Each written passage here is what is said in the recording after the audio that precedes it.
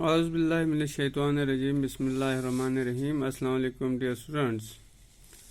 Today we have a poem, Last Lesson of the Afternoon by D.H. Lawrence. First we have introduction about the poet. I hope you will go through this at your home. We will see summary of this poem and its Urdu translation.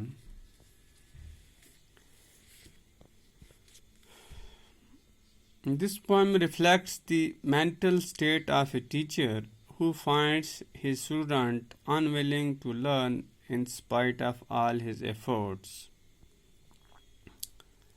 The teacher has come to the conclusion that he is engaged in a futile activity.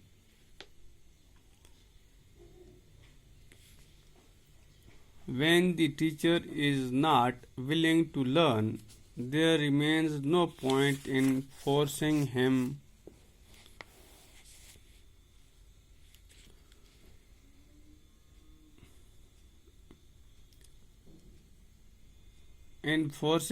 to learn. So the teacher has lost all interest in his teaching.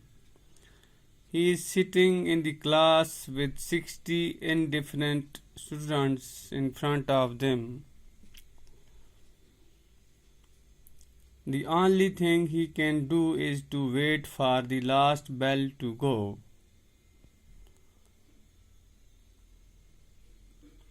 The teacher compares himself to a hunter and his students to hounds.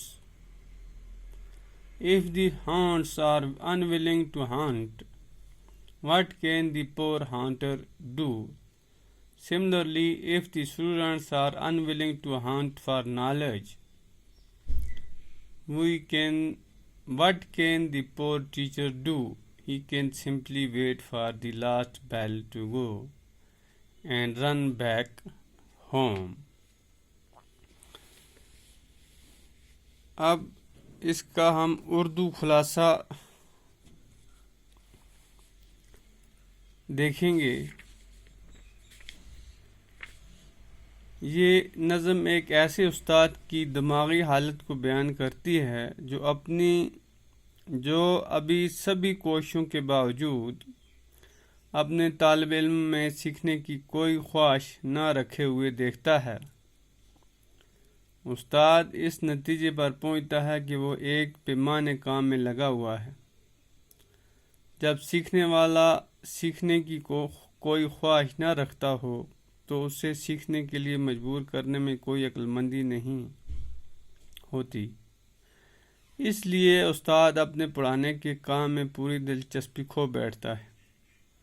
وہ class میں اپنے سامنے 60 بے پرواہ طالب علم لیے ہوئے بیٹھا ہے. صرف ایک کام جو وہ کر سکتا ہے وہ یہ ہے کہ آخری گھنٹی کے بجنے کا انتظار کرے. استاد اپنی تشبیہ ایک شکاری سے اور اپنے طالب علموں کی تشبیہ شکاری کتوں سے دیتا ہے. اگر شکاری کتے شکار کرنے کی کوئی خواہش نہ رکھتے ہوں تو بیچارہ شکاری کیا کر سکتا ہے. اس لیے اس طرح اگر علم حاصل کرنے کے لیے طالب علم کوشاں نہ ہوں تو بیچارہ استاد کیا کر سکتا ہے؟ وہ صرف اتنا ہی کر سکتا ہے کہ آخری گھنٹی کے بجنے کا انتظار کرے. تو یہ تھا اس نظم کا اردو خلاصہ. انشاءاللہ tomorrow we will take question of this poem. تب تک کے لیے اللہ حافظ.